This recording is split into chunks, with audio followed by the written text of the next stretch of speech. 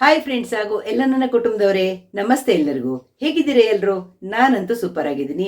ನಂತರ ನೀವು ಕೂಡ ಸೂಪರ್ ಆಗಿದ್ದೀರಿ, ಇರ್ತೀರಿ ಅನ್ನೋದೇ ನನ್ನ ಭಾವನೆ. ಬನ್ನಿ, ಇವತ್ತೊಂದು ಅಡುಗೆ ಮನೆಯಲ್ಲಿ ಉಪಯೋಗಿಸುವಂತಹ ಎಲ್ಲರಿಗೂ ಮಹಿಳೆಯರಿಗೆ ಉಪಯೋಗ ಆಗುವಂತಹ ಒಂದು ಐಟಮನ್ನು ತೋರಿಸ್ತಾ ಇದ್ದೀನಿ ನಾನು. ನಂದು ಎಲ್ಲ ವಿಡಿಯೋಗಳಲ್ಲಿ ನೋಡಿರ್ತೀರಿ ನೀವು. ಈ ಥರ ನೋಡಿ, ಈ ಥರ ತರಕಾರಿ ಹೆಚ್ಚುವಂತಹ ಸ್ಟೇನ್ಲೆಸ್ ಸ್ಟೀಲ್ ಇದು ಒಂದು ಮಣೆ. ತುಂಬ ಹೆಲ್ಪ್ಫುಲ್, ತರಕಾರಿ ಚಾಪ್ ಮಾಡೋಕ್ಕೆ ಹೆಲ್ಪ್ ಆಗುತ್ತೆ.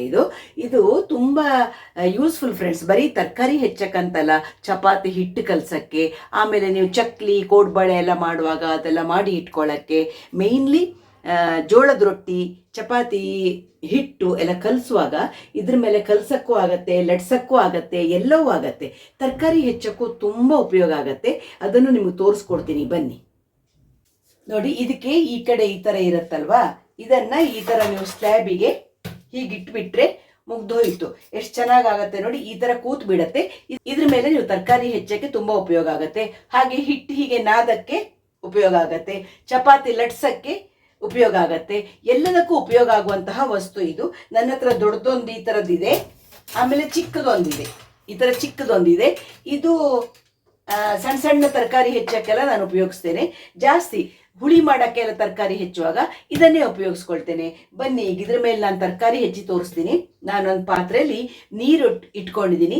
ಇವತ್ತು ನಂದು ಬದನೆಕಾಯಿ ಈರುಳ್ಳಿ ಸಾಂಬಾರು. ಬದನೆಕಾಯಿ ಅಂದ ತಕ್ಷಣ ಅಯ್ಯೋ ಯಾಕ್ ಅಂತ ಹೇಳೋರು ಜಾಸ್ತಿ ಅಲ್ವಾ, ಇಷ್ಟಪಡದೇ ಇರುವವರು ಜಾಸ್ತಿ. ಬಟ್ ನಮ್ಮನೇಲಿ ನಮಗಿಬ್ಬರಿಗೂ ತುಂಬ ಇಷ್ಟ ಬದನೆಕಾಯಿ. ಎಷ್ಟು ಸುಲಭವಾಗಿ ಸಾಂಬಾರು ಮಾಡ್ಬೋದು ಗೊತ್ತಾ? ಬದನೆಕಾಯಲ್ಲಿ ಹುಳಿ ಮಾಡ್ಬೋದು. ಬದನೆಕಾಯಿ ಈರುಳ್ಳಿ ಹುಳಿಯ ಘಮ ಇದೆಯಲ್ಲ, ಹೇಳಕ್ಕೆ ಸಾಧ್ಯ ಇಲ್ಲ. ಮತ್ತು ಬದನೆಕಾಯಿ ಆರೋಗ್ಯಕ್ಕೆ ತುಂಬ ಒಳ್ಳೇದು ಫ್ರೆಂಡ್ಸ್. ಇದರಲ್ಲಿ ತುಂಬ ಐರನ್ ಕಂಟೆಂಟ್ ಇದೆ. ಹೆಚ್ಚಿದ ತಕ್ಷಣ ಕಪ್ಪಾಗಿಬಿಡುತ್ತೆ ನೋಡಿ, ಅದಕ್ಕೆ ನಾವು ನೀರಲ್ಲಿ ಹಾಕಿಡ್ತೀವಿ. ಯಾವ್ಯಾವ ತರಕಾರಿ ಎಲ್ಲ ಕಪ್ಪಾಗತ್ತೋ ಅದರಲ್ಲಿ ಐರನ್ ಕಂಟೆಂಟ್ ತುಂಬ ಜಾಸ್ತಿ ಇರುತ್ತೆ. ಬನ್ನಿ ಬದನೆಕಾಯಿ ಹುಳಿ ಮಾಡೋಣ. ನೋಡಿ, ನಾನು ತೊಳೆದು ಇಟ್ಕೊಂಡಿದ್ದೀನಿ ಬದನೆಕಾಯಿಯನ್ನು. ನಿಮಗೆ ಯಾವ ಸೈಜಿನ ಹೋಳು ಬೇಕೋ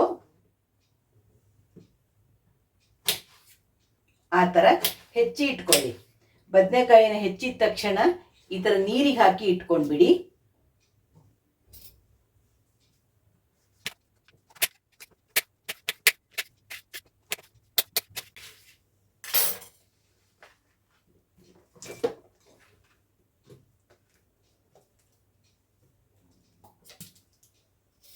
ಈರುಳ್ಳಿನ ಕಟ್ ಮಾಡಿ ಇಟ್ಕೊಳ್ಬೇಕು. ಅಷ್ಟರಲ್ಲಿ ನಾನು ಬದನೆಕಾಯಿಯನ್ನು ಚೆನ್ನಾಗಿ ಇನ್ನೊಂದು ರೌಂಡ್ ಹೀಗೆ ಹೆಚ್ಚಿದ ಹೋಳನ್ನು ತೊಳೆದು ಬೇಯಕ್ಕೆ ಇಟ್ಬಿಡ್ತೀನಿ. ಬದನೆಕಾಯಿ ಬೇಯುವಾಗ ಈ ಕಡೆ ನಾನು ಈರುಳ್ಳಿ ಕಟ್ ಮಾಡಿ ಇಟ್ಕೊಳ್ತೀನಿ. ನಾನು ನಿಮಗೆ ಈ ತರಕಾರಿ ಹೆಚ್ಚೋ ಪ್ಲೇಟನ್ನು ಯಾಕೆ ತೋರಿಸ್ತಾ ಇದ್ದೀನಿ ಅಂದರೆ, ತುಂಬ ಯೂಸ್ಫುಲ್ ಇದು, ಎಲ್ಲದಕ್ಕೂ ಉಪಯೋಗ ಆಗುತ್ತೆ. ಹಾಗಾಗಿ ನಾನು ಈರುಳ್ಳಿ ಕಟ್ ಮಾಡ್ತಾ ನಿಮ್ಗೆ ತೋರಿಸ್ತಾ ಇದ್ದೀನಿ. ನಾನು ತಗೊಂಡು ವರ್ಷದ ಮೇಲೆ ಆಯ್ತಿದ್ದು. ನಾನು ತಗೊಳ್ಳುವಾಗ 300 ಚಿಲ್ಲರೆ ಇತ್ತು ಫ್ರೆಂಡ್ಸ್. ಇದು ಈಗ ತುಂಬ ಚೀಪಾಗಿದೆ, 230 ರೂಪಾಯಿಗೇನ ಸಿಕ್ಕತ್ತೆ ಮೀಶೋದಲ್ಲಿ. ತುಂಬ ದೊಡ್ಡದು, ಒಳ್ಳೆ ಸ್ಟೀಲು, ತುಂಬ ಹೆಲ್ಪ್ ಆಗುತ್ತೆ. ಹಾಗಾಗಿ ನಾನು ಉಪಯೋಗಿಸುವಂಥದ್ದು 4 ಜನರಿಗೆ ಹೆಲ್ಪ್ ಆಗತ್ತೆ ಅಂದರೆ ಅದನ್ನು ತೋರ್ಸೋಕ್ಕೆ ನನಗೂ ಇಷ್ಟ. ಹಾಗಾಗಿ ನಾನು ತೋರಿಸ್ತಾ ಇದ್ದೀನಿ ನಿಮಗೆ. ನಿಮ್ಮ ಇಷ್ಟ, ನೀವು ಇದನ್ನು ಈಗ ತೆಳು ಉದ್ದುದ್ದ ಸ್ಲೈಸ್ ಆಗಿನೂ ಹೆಚ್ಕೊಳ್ಬೋದು, ಇಲ್ಲ ಮಧ್ಯ ಕಟ್ ಮಾಡಿಕೊಂಡು ಹೆಚ್ಕೊಳ್ಬೋದು. ನಾನು ಸ್ವಲ್ಪ ಉದ್ದುದ್ದ ಸ್ಲೈಸ್ ಮಾಡ್ತೀನಿ, ನಮ್ಗೆ ಅದು ಇಷ್ಟ ಆಗತ್ತೆ. ಬದನೆಕಾಯಿ ಬೇಯ್ತಾ ಇದೆಯಲ್ವಾ, ಅದಕ್ಕೆ ತೆಗೆದು ನಾನು ಸೇರಿಸ್ತೀನಿ. ಈರುಳ್ಳಿನ ಸಿಪ್ಪೆ ತೆಗೆದು ತೊಳೆದು ನೀಟಾಗಿ ಹೆಚ್ಚಿ ಇಟ್ಕೊಂಡಿದ್ದೀನಿ. ಈ ಕಡೆ ಇಟ್ಟು ಮಸಾಲೆ ಹುರ್ಕೊಳ್ತೀನಿ ನಾನೀಗ. ಈಗ ನಾವು ಬದನೆಕಾಯಿ ಹುಳಿಗೆ ಮಸಾಲೆ ಹುರಿಯೋಣ. ತುಂಬ ಸಿಂಪಲ್ ಮಸಾಲೆ ಬದನೆಕಾಯಿ ಹುಳಿಗೆ. ನೋಡಿ, ನಾನು ಅರ್ಧ ಚಮಚ ಎಣ್ಣೆ ಹಾಕಿದೆ. ನೋಡಿ, ಒಂದು 2 ರಿಂದ 3 ಚಮಚ ಆಗುವಷ್ಟು ಕೊತ್ತಂಬರಿ ಬೀಜ ಹಾಕಿದೆ. ಆಮೇಲೆ ಚೂರೇ ಚೂರು ಸಾಸಿವೆ ಹಾಕ್ತೀನಿ, ಜಾಸ್ತಿ ಹಾಕಬಾರ್ದು, ಒಂದು ಪಿಂಚ್ ಅಷ್ಟೇ. ನಿಮ್ಮ ಖಾರಕ್ಕೆ ಎಷ್ಟು ಬೇಕೋ ಅಷ್ಟು ಬ್ಯಾಡಗಿ ಮೆಣಸು. ನೋಡಿ, ನಾನು 4 ಬ್ಯಾಡಗಿ ಮೆಣಸಿನ್ಕಾಯಿ ಹಾಕಿದೆ, ಇನ್ನೂ ಒಂದು ಹಾಕ್ತೀನಿ, 5 ಹಾಕಿದೆ. ಆಮೇಲೆ 2 ಗುಂಟೂರು ಮೆಣಸಿನ್ಕಾಯಿ ಹಾಕ್ತೀನಿ. ನಮಗೆ ಸ್ವಲ್ಪ ಖಾರ ಬೇಕು, ಅದಕ್ಕೆ 2 ಗುಂಟೂರು ಮೆಣಸಿನ್ಕಾಯಿ ಹಾಕಿದೆ. ಕರಿಬೇವಿನ ಸೊಪ್ಪು ಸ್ವಲ್ಪ ಹಾಕ್ಕೊಳ್ತೀನಿ.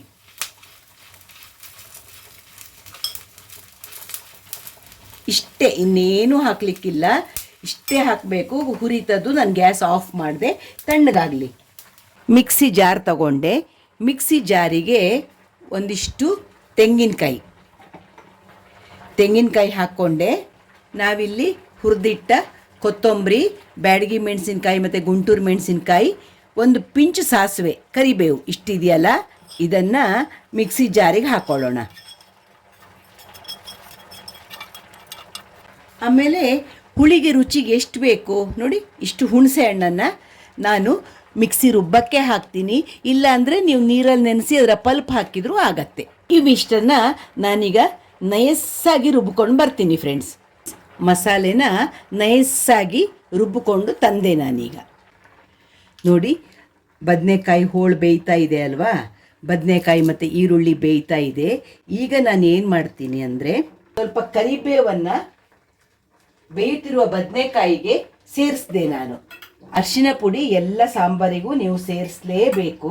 ಯಾವ ಅಡುಗೆ ಆದರೂ ಹಾಕಿಯೇ ಹಾಕ್ತೀವಲ್ವಾ, ರುಚಿಗೆ ಎಷ್ಟು ಬೇಕೋ ಅಷ್ಟು ಉಪ್ಪು ಸೇರಿಸ್ತೀನಿ. ಆಮೇಲೆ ನೋಡಿ, ಒಂದು ಪೀಸು ಬೆಲ್ಲ ಸೇರಿಸ್ತೀನಿ. ನಾವು ಎಲ್ಲ ಅಡುಗೆಗೂ ಬೆಲ್ಲ ಹಾಕಿಯೇ ಹಾಕ್ತೀವಿ ಫ್ರೆಂಡ್ಸ್, ಹಾಗಾಗಿ ಬೆಲ್ಲ ಸೇರಿಸಿದೆ. ನಾನು 2 ದಿನಕ್ಕಾಗುವಷ್ಟು ಬೇಳೆನ ಈ ಥರ ಬೇಯಿಸಿ ಫ್ರಿಜ್ಜಲ್ಲಿ ಇಟ್ಕೊಳ್ತೇನೆ. ಅಂದರೆ ನಿನ್ನೆ ಅಡುಗೆ ಮಾಡುವಾಗ ಬೇಯಿಸಿ ಇಟ್ಟಿದ್ದೆ, ಇವತ್ತಿಗೂ ಇದನ್ನೇ ಯೂಸ್ ಮಾಡ್ತೇನೆ. 2 ದಿನಕ್ಕೋಸಲ, ಯಾಕಂದರೆ ಸ್ವಲ್ಪ ಬೇಳೆ ಬೇಯಿಸೋಕ್ಕೆ ಬೇಜಾರಲ್ವಾ, ಬೇಯಿಸಿ ಇಟ್ಕೊಳ್ತೇನೆ. ಈಗ ಈ ಬೇಳೆನೂ ನಾನು ಇರುವಂತಹ ತರಕಾರಿಗೆ ಸೇರಿಸ್ತೀನಿ. ಈಗ ನೋಡಿ ಫ್ರೆಂಡ್ಸ್, ಬೇಳೆ ಸೇರಿಸಿದೆ. ಈಗ ನೋಡಿ, ಬದನೆಕಾಯಿ ಈರುಳ್ಳಿ ಚೆನ್ನಾಗಿ ಬೇಯ್ತಾ ಇದೆ, ಬೇಗ ಬೇಯತ್ತೆ.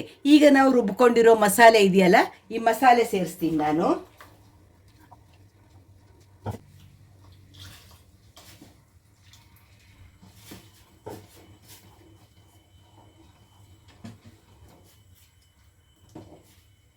ನಿಮಗೆ ಎಷ್ಟು ದಪ್ಪ ಬೇಕು ಹುಳಿ, ನಿಮಗೆ ಕೆಲವರಿಗೆ ತುಂಬ ದಪ್ಪ ಹುಳಿ ಇಷ್ಟ, ಕೆಲವರಿಗೆ ಸ್ವಲ್ಪ ಮೀಡಿಯಮ್ ಆಗಿರೋದು ಇಷ್ಟ. ನಮಗೆ ತೀರಾ ದಪ್ಪ ಇದ್ರೆ ಇಷ್ಟ ಇಲ್ಲ.